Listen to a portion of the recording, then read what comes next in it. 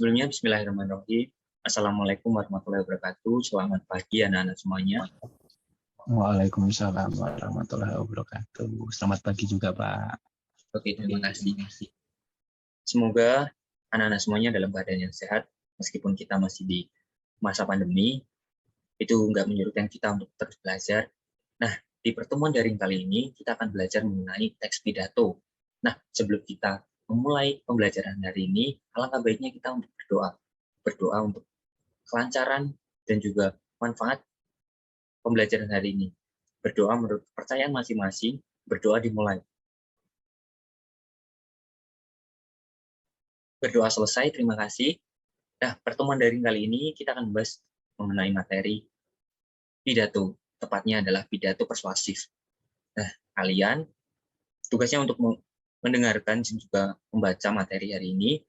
Selain itu, juga siapkan alat tulis sebagai sarana mencatat materi apa yang sekiranya penting dan perlu dicatat oleh anak-anak semuanya. Oke, Bapak akan share screen materi hari ini sebelumnya. Oke, apakah share screen Bapak sudah terlihat? Sudah, Bapak. Oke, terima kasih, Mas Listio. Oke, bentar.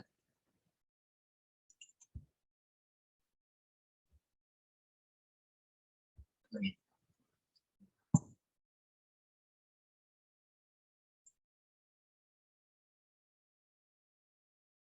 Oke, terima kasih. Hari ini kita akan membahas mengenai pidato persuasif kelas 9 bersama saya, Agus Budi Prasetya. Nah, yang pertama, apa sih itu pidato persuasif? Mari kita simak bersama-sama tentang materi pidato tersebut. Nah, yang pertama, mengidentifikasi isi teks pidato persuasif. Yang kedua, kita akan membahas mengenai menyimpulkan gagasan, pandangan, arahan, atau pesan dalam teks pidato. Yang ketiga, kita akan membahas mengenai menelaah struktur dan ciri kebahasaan pidato persuasif. Yang terakhir, kita akan membahas mengenai materi menuangkan gagasan, pikiran, arahan, atau pesan dalam teks pidato persuasif.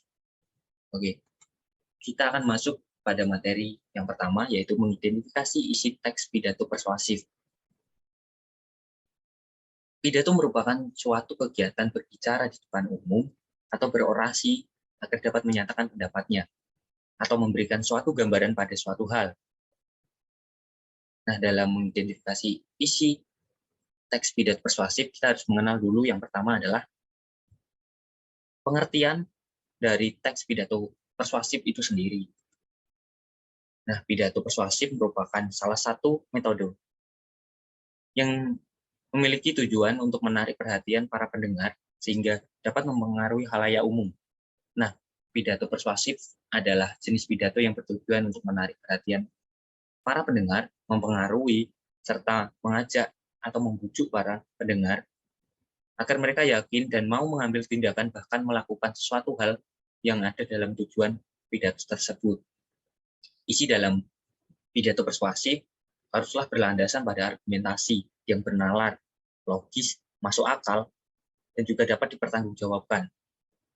Nah, selanjutnya kita akan membahas mengenai tujuan dari pidato persuasif. Nah, tujuan dari pidato persuasif untuk menggerakkan masyarakat agar melakukan sesuatu hal, misalnya adalah ajakan untuk mencintai dan juga membela tanah air, menghindari persekusi, dan juga himbauan untuk menjalankan program hidup sehat, dan masih banyak lagi. Nah, selanjutnya juga kita akan belajar mengenai metode pidato persuasif. Nah, dalam metode pidato persuasif ada 3 metode, yaitu, ada 4 metode. Yang pertama adalah metode improv, yaitu metode yang tidak ada persiapan. Yang kedua ada metode menghafal. Metode ini dilakukan dengan cara menghafal teks pidato. Yang ketiga ada metode naskah, yaitu pidato yang menggunakan naskah dalam sebuah pidatonya. Yang terakhir kita ada metode ekstemporan, yaitu berpidato dengan cara menghafal dulu garis-garis besar pidato yang akan disampaikan.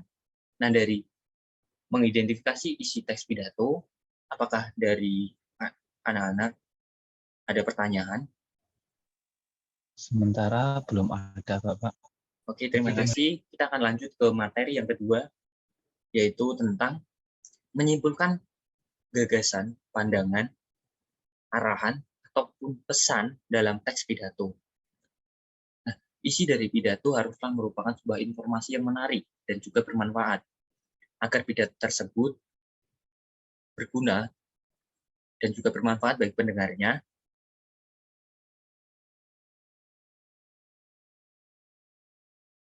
Yang pertama, menemukan hal-hal pokok dalam teks pidato. Nah, hal-hal pokok dalam pidato persuasif adalah hal-hal yang penting yang ada dalam isi pidato persuasif. Langkah-langkah menemukan hal-hal pokok dalam pidato, ceramah, khotbah, antara lain dengan mendengarkan pidato dengan seksama dan penuh konsentrasi pada materi yang disampaikan pembicara, serta mencatat hal-hal penting atau hal-hal pokok isi dari pidato tersebut. Nah, selanjutnya ada menyimpulkan teks pidato persuasif. Nah, dalam menyimpulkan teks pidato persuasif dapat dilakukan dengan berbagai konteks keperluan, misalnya pidato kenegaraan, pidato politik, ceramah ilmiah, dan lain sebagainya. Nah, pesan yang ingin dinyatakan secara langsung dapat berbentuk ajaran dan juga imbuhan. Sedangkan pesan tidak langsung biasanya tersirat dalam suatu pernyataan beberapa yang perlu diperhatikan dalam menyimpulkan isi pidato, antara lain konsentrasi, memahami isi pidato, membuat catatan, dan juga menyimpulkan isi pidato. Mungkin dari cara mengumpulkan gagasan, pandangan, arahan, ataupun pesan dalam teks pidato ini, apakah ada pertanyaan? Sementara belum ada, Pak. Oke. Nanti jika kurang jelas, anak-anak bisa bertanya, ataupun nanti bertanya di akhir kelas. Oke, kita akan masuk ke materi yang ketiga, yaitu menelaah struktur dan ciri kebahasaan pidato persuasi. Nah, teks pidato persuasif memiliki struktur dan ciri kebahasaan yang khas, sehingga kalian dapat menelaah teks pidato dapat berdasarkan struktur dan ciri kebahasaannya. Nah, dalam struktur dan ciri kebahasaan pidato persuasif, kita dapat melihatnya dengan yang pertama, struktur pidato persuasif. Nah, struktur pidato persuasif terdiri dari 3 bagian, yaitu pembukaan, isi, dan juga penutup pidato. Nah, ketiga struktur tersebut merupakan komponen terpenting yang harus ada dalam sebuah pidato. Yang pertama adalah pembukaan. Nah, pembukaan dalam teks pidato persuasif tersendiri terdiri dari 3 bagian, yaitu salam pembuka, ucapan penghormatan, dan juga ucapan syukur. Selanjutnya ada isi pidato. Isi pidato merupakan bagian yang terpenting karena mengandung inti dari sesuatu yang akan disampaikan dan dibicarakan. Nah, pada bagian ini, orator akan menjelaskan secara detail dan jelas apa yang akan disampaikan kepada para pendengar. Nah, selanjutnya setelah isi adalah penutup.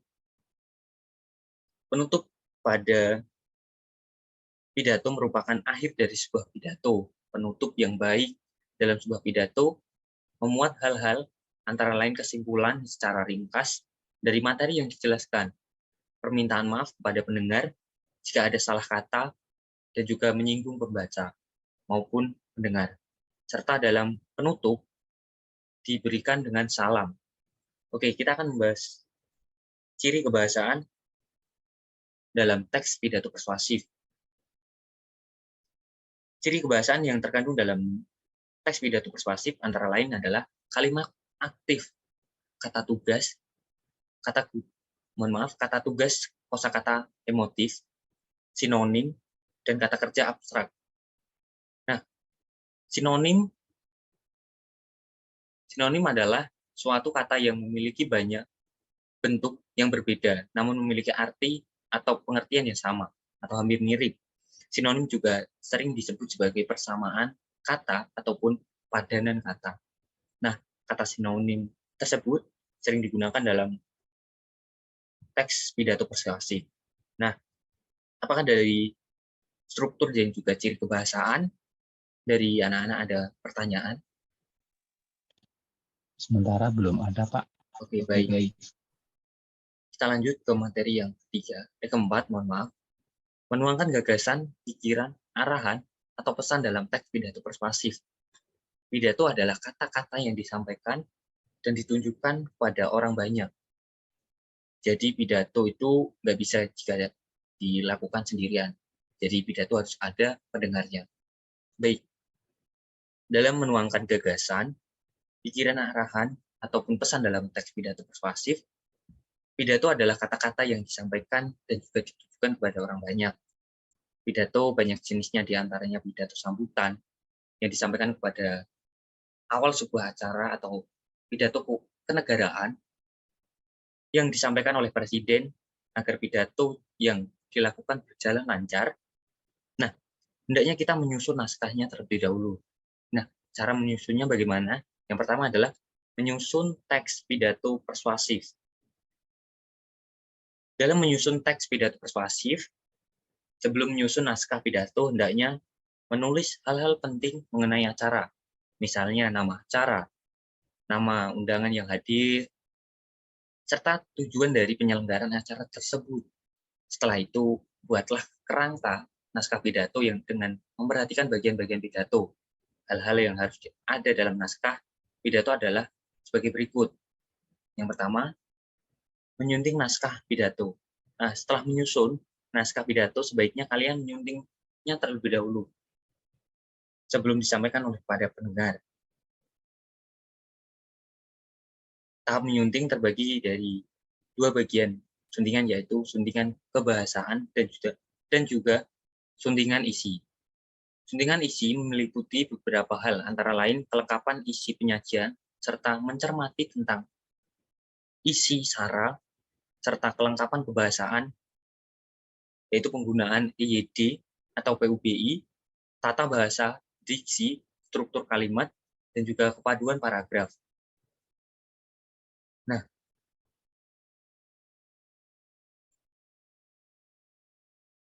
oke, yang ketiga, kita akan membahas mengenai pembukaan dalam pidato. Nah, pembukaan dalam pidato yang pertama kita pasti menggunakan salam. Contohnya seperti Assalamualaikum warahmatullahi wabarakatuh, ataupun salam sejahtera bagi kita, dan juga masih banyak lagi. Nah, selanjutnya, yaitu ucapan penghormatan. Ucapan penghormatan biasanya dimulai dengan penghormatan terhadap seseorang yang dianggap paling penting. Contohnya, seperti yang saya hormati, Bapak Kepala Sekolah yang saya hormati, Bapak Ibu Guru, yang saya hormati, para tamu undangan yang berbahagia, teman-teman kelas 9, adik-adik kelas 7 dan 8, yang saya cintai dan saya banggakan. Nah, dalam ucapan penghormatan tersebut, kita mendahulukan seseorang yang memiliki pangkat paling tinggi. Nah, di sini contohnya menggunakan kepala sekolah terlebih dahulu, lanjut Bapak Ibu guru, serta tamu undangan, dan juga teman-teman, lalu adik-adik kelas. Nah, selanjutnya, ucapan syukur. Ucapan syukur kepada Tuhan yang atas kelimpahan rahmat dan karunia-Nya yang telah memberikan kita semua kesehatan untuk hadir dalam sebuah acara pidato tersebut. Nah, selanjutnya, kita setelah pembukaan, kita juga membahas tentang isi pidato. Nah, pembicara akan menguraikan secara rinci inti materi yang akan disampaikan pada hadirin. Yang kelima adalah penutup. Penutup pada sebuah pidato yang baik akan menimbulkan rasa simpati dari pendengar. Penutup pidato dapat diisi dengan yang pertama, yaitu simpulan pendek dari uraian sebelumnya, dari apa yang disampaikan orang yang berbicara di depan tersebut. Yang kedua ada permintaan maaf. Nah, permintaan maaf ini kepada hadirin atas kehilafan dan juga kesalahan yang mungkin terjadi dalam pidato, baik itu sengaja maupun tidak sengaja. Yang ketiga ada salam penutup. Dalam penutup dapat juga diisi dengan mengutip pendapat atau kata-kata mutiara dari orang terkenal. Nah, mungkin itu materi dari hari ini. Apakah dari anak ada pertanyaan? Nggak ada sih Pak, cuma dari awal Bapak menjelaskan materi tingkat pidato sampai sekarang belum ada contohnya. Oke, baik. Selanjutnya Bapak akan memberikan contoh dari teks pidato persuasif sendiri. Nah, Bapak ambil dari pidato pandemi COVID-19. Nah, dari anak-anak sendiri ada yang mau membacakan teks pidato tersebut? Oke, mungkin saya Pak ingin membacakan naskah pidatonya. Oke, mungkin Mas Listio bisa membaca. Oke Pak. Sebelumnya suara saya apakah terdengar jelas Pak di situ? Alhamdulillah jelas. Oke, siap. Pandemi COVID-19. Assalamualaikum warahmatullahi wabarakatuh. Puji syukur kita panjatkan kepada Allah Subhanahu wa taala karena sampai saat ini kita masih dalam keadaan sehat walafiat. Pandemi virus corona saat ini sudah melanda hampir di seluruh penjuru dunia. Virus corona merupakan virus jenis baru dari coronavirus yang menular ke manusia. Virus ini ditemukan di kota Wuhan, Cina, akhir Desember 2019. Virus ini bisa menyebabkan infeksi sistem pernafasan manusia. Biasanya gejala manusia yang terkena virus corona yakni demam, batuk, dan sesak nafas. Cepatnya penyebaran virus ini membuat masyarakat semakin khawatir dan cemas karena jumlah korban yang terpapar semakin hari semakin meningkat. Dilansir tribunsteel.com dari World Domestic Info, kasus COVID-19 di seluruh dunia pada Sabtu pagi, tanggal 26 bulan Desember 2020, yakni mencapai 80.185.379 kasus. Sementara kematian akibat COVID-19 kini berjumlah 1.756.813 jiwa. Selain itu, pandemi corona juga mempengaruhi beberapa faktor kehidupan manusia, misalnya melemahnya perekonomian, proses pembelajaran di semua jenjang pendidikan, dan berbagai sektor lainnya yang mengalami perubahan dalam pola kerjanya. Oleh sebab itu, kita harus segera melakukan antisipasi menghindari serangan virus corona. Sebab fenomena ini diperkirakan akan terus bertambah jika pola hidup manusia tidak disiplin dalam melaksanakan protokol kesehatan dengan baik. Misalnya saat ini sedang digalakkan sosialisasi untuk mencegah penyebaran virus corona. Di antaranya, 1. Mulai dari menggunakan masker bila beraktivitas di luar rumah. 2. Menghindari bepergian jauh. 3. Sering cuci tangan. 4. Hindari kerumunan orang dan jaga jarak. 5. Menjaga pola makan dan mengkonsumsi makanan sehat. Karena menurut saya virus corona ini walaupun dapat mematikan, namun juga dapat diantisipasi serta disembuhkan. Jadi, mulai sekarang pemberian sanksi sosial perlu diterapkan agar memberi efek jera. Kemudian, pembatasan wilayah juga harus terus dilakukan untuk menghambat penyebaran virus corona. Bila semua pihak bekerja sama, pastilah penyebaran virus corona bisa dikendalikan dan perlahan perekonomian akan kembali stabil. Mari bersama kita cegah penyebaran virus corona dengan melaksanakan protokol kesehatan, menjaga pola hidup sehat demi imunitas tubuh yang kuat. Oke, terima kasih kepada Mas Listio yang telah membacakan teks pidato persuasif yang berjudulkan COVID-19. Bapak akan lanjutkan share screen materi hari ini. Oke.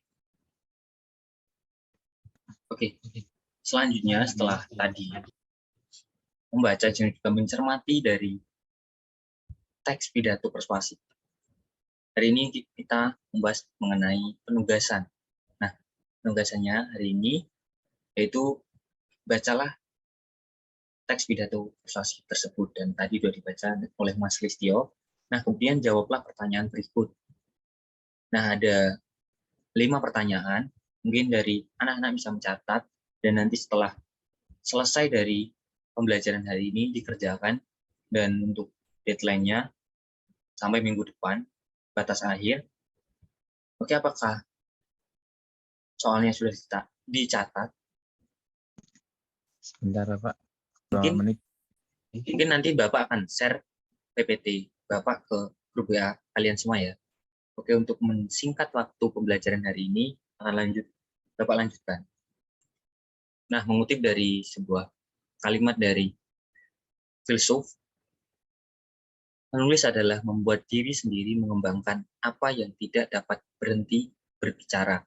Dan karena ia tidak dapat untuk menjadi gaungnya, saya harus membungkamnya. Saya membuatnya pada pidato yang tak henti-hentinya ini ketegasan otoritas keheningan saya sendiri. Dari Maurice Balland, penulis dan filsuf dari Prancis. Oke, sekian materi dari Bapak mengenai teks pidato persuasif. Tetap semangat belajar meskipun masih di rumah. Dan jangan lupa untuk tugasnya didiskusikan, dan jika ada kendala nanti bisa dibahas di grup WA ataupun bisa japri ke saya sendiri mengenai kendala dari penugasan hari ini. Bapak akhiri, wassalamualaikum warahmatullahi wabarakatuh.